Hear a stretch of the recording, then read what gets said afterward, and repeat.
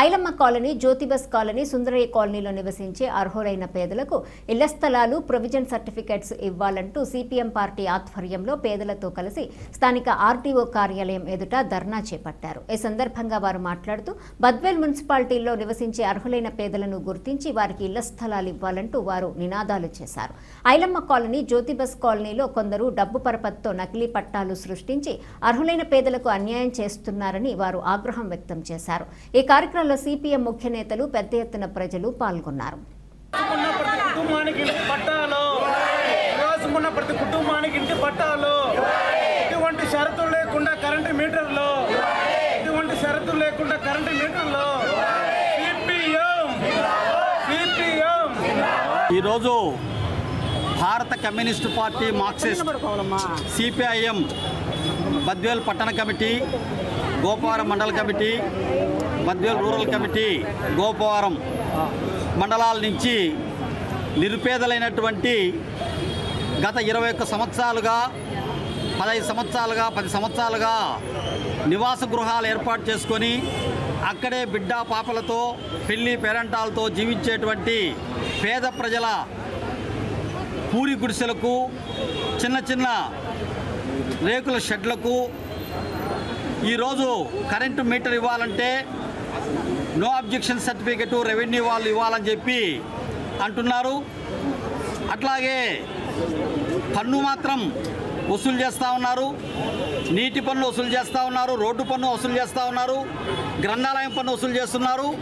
కానీ మీటర్ ఇమ్మంటే మాత్రము ఈరోజు నో అబ్జెక్షన్ సర్టిఫికేట్ ఇవ్వాలంటున్నారు. ఈరోజు బద్వేలు, గోపవరం ఎంఆర్ఓలకు, ఆర్డీఓ గారికి మేము విజ్ఞప్తి చేస్తున్నది ఏమిటంటే 21 సంవత్సరాలుగా నివాసం ఉంటున్నటువంటి పేదల యొక్క గుడిసెలకు, రేకుల షెడ్లకు అనుబంధ ఫారాలు ఇవ్వాలని, వారికి కరెంటు మీటర్లు రావటానికి, పక్కా గృహాలు రావటానికి సహకరించాలని చెప్పి మేము విజ్ఞప్తి చేస్తూ ఉన్నాం. గతంలో చాలా ప్రభుత్వాలు మారినాయి, అలాగే చాలామంది ఎంఆర్ఓలు, ఆర్డీఓలు మారినారు. కానీ ఇక్కడ నివాసం ఉన్నటువంటి పేదల యొక్క జీవితాల్లో మాత్రం ఏమీ మార్పు రాలే.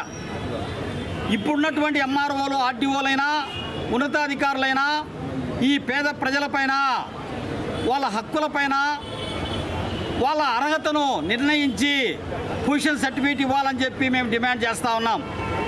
రెండోది, ఈరోజు భారత రాజ్యాంగం ప్రజలందరికీ సమాన హక్కులు ఇచ్చింది.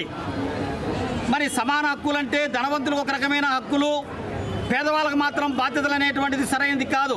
హక్కులు అనేటువంటి అందరికీ సమానమే, పేదలకైనా ధనవంతులకైనా. బద్వేలు పట్టణంలో 100% మంది ప్రజల్లో 30% మంది ప్రజలు ఈరోజు సుందరయ్య కాలనీలో, ఐలమ్మ కాలనీలో, జ్యోతిబస్ కాలనీలో, మార్తమ్మనగర్ కాలనీలో ఇట్లా పేదలు నివసించేటువంటి స్లమ్ ఏరియాలో 30% మంది ప్రజలు జీవిస్తూ ఉన్నారు. మరి 30% ప్రజలకు మరి రోడ్డు సౌకర్యం లేకుండా, మంచినీటి సౌకర్యం లేకుండా, కరెంటు లేకుండా, వీధి దీపాలు లేకుండా, ఈరోజు వాళ్ళకు ప్రాథమిక వైద్య కేంద్రాలు లేకుండా, అంగన్వాడీ సెంటర్లు లేకుండా, స్కూల్స్ లేకుండా ఎలా నిర్లక్ష్యం చేస్తారని మేము అడుగుతూ ఉన్నాం. సమాధానం చెప్పాల్సిన అవసరం ఈ పాలకులకు, ఈ ఉన్నతాధికారులకు ఉందని చెప్పి మేము అడుగుతూ ఉన్నాం. మూడోది, ఈరోజు ప్రజలు రోడ్ల మీదకి వచ్చి ప్రజాస్వామ్యబద్ధంగా, రాజ్యాంగబద్ధంగా వాళ్ళ హక్కులు అడుగుతూ ఉంటే వాళ్ళ సమస్యలు పూచిక పుల్లల్లాగా పక్కన పడేస్తున్నారు తప్ప వాళ్ళు ఎందుకు రోడ్ల మీదకి వచ్చి అరుస్తూ ఉన్నారు, ఎన్నేళ్ళ నుంచి ఆ సమస్యలు ఉన్నాయి, వాటి పరిష్కరించడానికి చట్టపరిధిలో మనకున్న అవకాశాలు ఏమిటి, పాలకులకు మన ఉన్నతాధికారులు విజ్ఞప్తులు తెలియజేసి వాళ్ళ హక్కులు రక్షిద్దామనేటువంటి ఆలోచన లేకుండా పూచిక పుల్లల్లాగా వాళ్ళ యొక్క సమస్యలను పక్కన నెడుతూ ఉన్నారు. ఇది సరైంది కాదని చెప్పి సిపిఎం పార్టీ తెలియజేస్తూ ఉంది.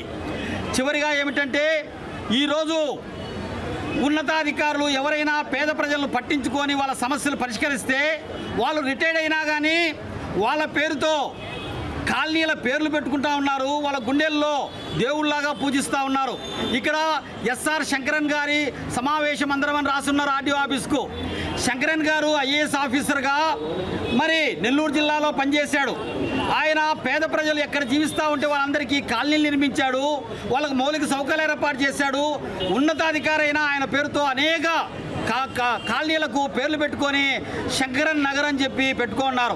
కాబట్టి పేద ప్రజలకు మేలు చేస్తే వాళ్ళు జీవితాంతం గుర్తుపెట్టుకుంటారు, ధనవంతులకు మేలు చేస్తే వెంటనే మర్చిపోతారని చెప్పి కూడా ఈ సందర్భంగా తెలియజేస్తూ, మేము ఇచ్చేటువంటి అర్జీలన్నీ బుట్టదాగలు కాకుండా అధికారులతో ఎంక్వైరీ చేయించి అర్హులందరికీ అనుబంధ ఫారాలు ఇచ్చి వాళ్ళకు కనీస మౌలిక సౌకర్యాలు ఏర్పాటు చేయాలని చెప్పి తెలియజేస్తూ ఈ అవకాశం ఇచ్చినటువంటి మీ అందరికీ కూడా ధన్యవాదాలు. సెలవు.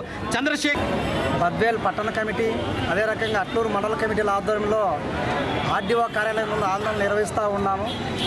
ఆర్డీఓ గారి పరిధిలో ఉన్నటువంటి అనేక సంవత్సరాలుగా పరిష్కారం కానటువంటి సమస్యల పరిష్కారం కోసం ఈరోజు ఆందోళన నిర్వహిస్తూ ఉన్నాము. మా యొక్క వినతులు ఆర్డీఓ గారు చూసి స్పందించి కింది డిమాండ్లను పరిష్కరించాలని చెప్పేసి వారికి విజ్ఞప్తి చేస్తూ ఉన్నాం. ప్రధానంగా 23 సంవత్సరాలుగా బద్వేల్ పట్టణంలో ఉన్నటువంటి సుందరయ్య నగరు, 20 సంవత్సరాలుగా ఉన్నటువంటి ఐలమ్మ కాలనీ, జ్యోతిబస్ కాలనీలలో దాదాపు 2500 కుటుంబాలు నివాసం ఉంటా ఉన్నాయి. వీరందరికీ కూడా నో అబ్జెక్షన్ సర్టిఫికేట్ ఇవ్వాలని చెప్పేసి, అదే రకంగా పొజిషన్ సర్టిఫికేట్ ఇవ్వాలని చెప్పేసి, ఇంటి పట్టాలు ఇవ్వాలని చెప్పేసి, అదే రకంగా అట్లూరు మండలంలో ఉన్నటువంటి ఎస్సీ, ఎస్టీ, బీసీలు ఎవరైతే ఉన్నారో అర్హులుగా ఉండి భూములు లేనటువంటి వాళ్ళందరికీ కూడా 2 ఎకరాల భూములు ఇవ్వాలని చెప్పేసి ఈరోజు ఆర్డీఓ కార్యాలయం ముందు ఆందోళన నిర్వహిస్తూ ఉన్నాం. గత అనేక సంవత్సరాలుగా బద్వేల్ ఆర్డీఓ కార్యాలయం ముందు ఆందోళన నిర్వహించాం. గతంలో రాజంపేట ఆర్డీఓ కార్యాలయం ఉన్నప్పుడు కూడా 10 సార్లు అక్కడ కూడా ఆందోళన నిర్వహించాం. తహసీల్దార్ కార్యాలయం ముందు, ఆర్డీఓ కార్యాలయం ముందు అనేక మార్లు ఆందోళన నిర్వహించినప్పటికీ కూడా 23 సంవత్సరాలుగా పరిష్కారం కాకుండా సమస్యలు అలాగే ఉన్నాయి. ఇప్పటికైనా నూతనంగా వచ్చినటువంటి ఆర్డీఓ గారు ఈ సమస్యలను సానుకూలంగా స్పందించి పేదలైనటువంటి వీళ్ళందరికీ కూడా న్యాయం చేయాలని చెప్పేసి సిపిఎంగా మేము విజ్ఞప్తి చేస్తా ఉన్నాం. అదేవిధంగా అలా జరిగిన పక్షంలో దసరా ఉత్సవాలు అయిపోయిన తర్వాత ఇదే ఆర్డీఓ కార్యాలయం ముందు నిరవధిక నిరాహార దీక్షలు కూడా సిపిఎం పార్టీ సిద్ధమవుతుందని చెప్పేసి మేము తెలియజేస్తూ సెలవు తీసుకుంటున్నాం.